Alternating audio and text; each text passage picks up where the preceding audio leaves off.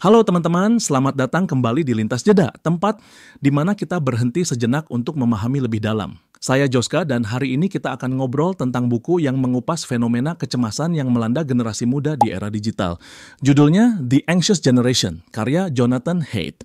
Nah, buat kalian yang mau menikmati podcast saat di jalan atau sedang jeda kayak gini, jangan lupa terus dukung podcast ini ya, karena di setiap jeda selalu ada pelajaran dan makna yang bisa kita ambil.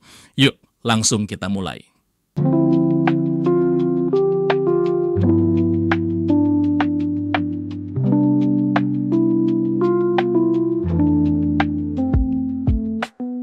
Di dalam buku ini, Haidt mengungkap bahwa sejak munculnya smartphone dan media sosial, cara anak-anak dan remaja menghabiskan masa kecil mereka telah berubah drastis. Bayangkan dulu anak-anak di tahun 1990-an yang bermain di taman, berlari, terjatuh, dan belajar bangkit kembali. Mereka mendapatkan pengalaman langsung dari interaksi tatap muka, belajar tentang kerjasama, konflik, dan bahkan kesenangan sederhana dari permainan bebas. Namun, di era sekarang, terutama sejak smartphone mulai merajalela pada tahun 2010-an, banyak dari mereka yang lebih sering menghabiskan waktu di dalam ruangan terpaku pada layar gadget. Haidt menyampaikan bahwa pergeseran ini memiliki dampak besar pada kesehatan mental generasi Z. Data menunjukkan peningkatan signifikan pada kasus depresi, kecemasan, bahkan gangguan seperti ADHD. Misalnya, survei nasional di Amerika Serikat menunjukkan bahwa sejak adopsi smartphone, ada lonjakan dramatis pada insiden depresi dan kecemasan, terutama di kalangan anak perempuan. Tidak hanya itu, angka kunjungan ke ruang gawat darurat terkait self-harm dan peningkatan angka bunuh diri juga semakin mengkhawatirkan. Data-data tersebut mengindikasikan bahwa dunia digital yang seharusnya menghubungkan kita justru membawa efek sebaliknya pada kesehatan emosional anak-anak. Salah satu aspek penting yang diungkap Haidt adalah bagaimana media sosial mempengaruhi persepsi diri. Dulu, tekanan sosial terbatas pada lingkungan sekitar seperti sekolah atau komunitas lokal. Namun, dengan adanya media sosial, tekanan itu menjadi berskala global. Anak-anak dan remaja kini terus-menerus dibandingkan dengan jutaan orang di dunia, mulai dari penampilan, pencapaian, hingga gaya hidup. Algoritma yang mengatur tampilan konten seringkali menampilkan standar yang sangat tinggi dan tak realistis. Hasilnya, perasaan tidak cukup dan ketidakamanan semakin merajalela. Bayangkan seorang remaja yang melihat ratusan postingan tentang keberhasilan teman-temannya, sementara ia sendiri sedang berjuang menghadapi tekanan akademik dan sosial. Perbandingan yang terus-menerus ini secara perlahan mengikis kepercayaan diri dan meningkatkan kecemasan. Tak hanya itu, Haidt juga mengkritik gaya pengasuhan masa kini. Banyak orang tua modern yang dengan niat melindungi anak-anak mereka dari bahaya, justru terlalu membatasi pengalaman mereka. Anak-anak yang tumbuh dalam lingkungan yang terlalu terlindungi tidak diberi kesempatan untuk menghadapi kegagalan, konflik kecil, atau ketidakpastian yang sebenarnya sangat penting dalam proses pembentukan karakter. Saat anak-anak tidak belajar menyelesaikan masalah secara mandiri, mereka menjadi lebih rentan terhadap stres dan kecemasan ketika menghadapi tantangan di kemudian hari. Lebih jauh, buku ini menguraikan bagaimana smartphone mempengaruhi kualitas tidur dan konsentrasi. Banyak remaja yang terjaga larut malam karena terus menggulir media sosial yang pada gilirannya mengganggu siklus tidur mereka. Kurangnya tidur berkualitas ini berimbas pada kesehatan mental dan fisik, sehingga meningkatkan risiko depresi dan kecemasan. Di samping itu, notifikasi yang terus-menerus muncul menyebabkan perhatian anak-anak terfragmentasi. Mereka sulit berkonsentrasi dan lebih mudah terdistraksi, yang berdampak pada kemampuan untuk fokus dalam belajar maupun dalam aktivitas kreatif. Haidt juga menyoroti fenomena kecanduan digital. Smartphone dan aplikasi media sosial didesain sedemikian rupa untuk menarik perhatian pengguna secara konstan. Setiap notifikasi, setiap like, atau komentar memberikan dorongan dopamin yang membuat anak-anak semakin terikat pada layar mereka. Tanpa disadari, kebiasaan ini menjadi sulit diatasi dan berdampak pada perkembangan emosional serta sosial yang sehat.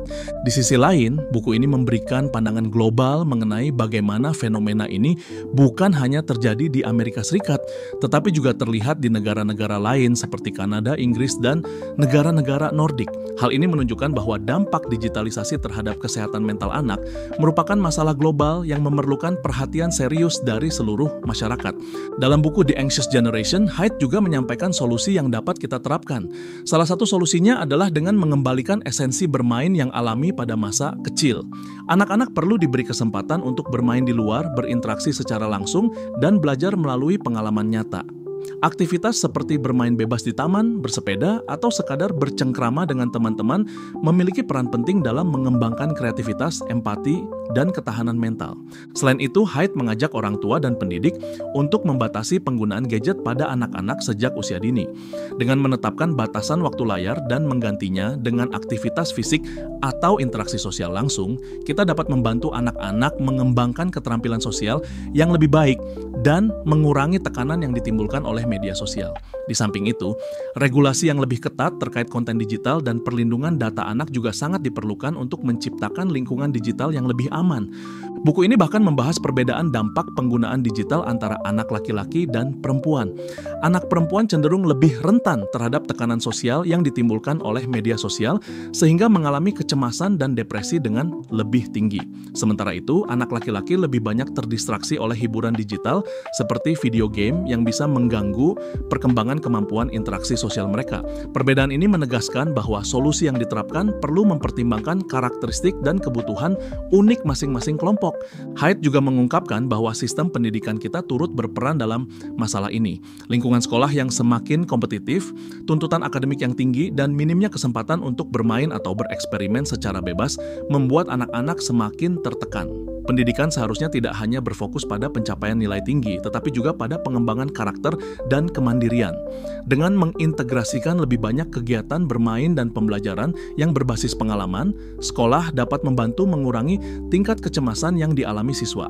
Penting untuk diingat bahwa semua perubahan ini bukanlah hal yang terjadi dalam semalam. Proses yang telah berlangsung selama beberapa dekade ini membutuhkan pemahaman mendalam tentang interaksi antara teknologi, sosial, dan perkembangan anak.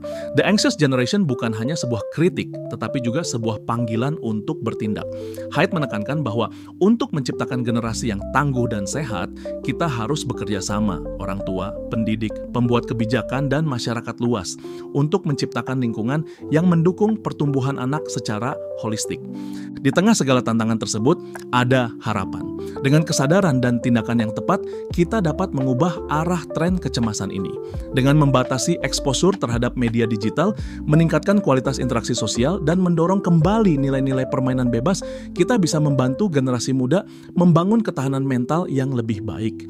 Hal ini tidak hanya akan berdampak pada kesehatan mereka, tetapi juga pada kemampuan mereka untuk menghadapi tantangan masa depan dengan lebih percaya diri dan kreatif. Nah, teman-teman, itu dia pembahasan kita kali ini tentang The Anxious Generation. Semoga insight-insight ini bisa bikin kamu lebih memahami bagaimana perubahan dalam cara kita membesarkan anak dan penggunaan teknologi yang berlebihan berkontribusi pada meningkatnya kecemasan di era modern. Kalau kalian pengen lebih dalam lagi memahami bukunya, kalian bisa membaca bukunya, baik fisik maupun e-booknya, dan coba kalian share apa yang kalian tangkap dari buku ini. Kalau kamu merasa terinspirasi sama pembahasan kita hari ini, jangan lupa untuk subscribe, kasih rating, dan share ke teman-temanmu. Sampai jumpa di episode berikutnya, di mana kita akan berhenti sejenak lagi untuk memahami lebih dalam.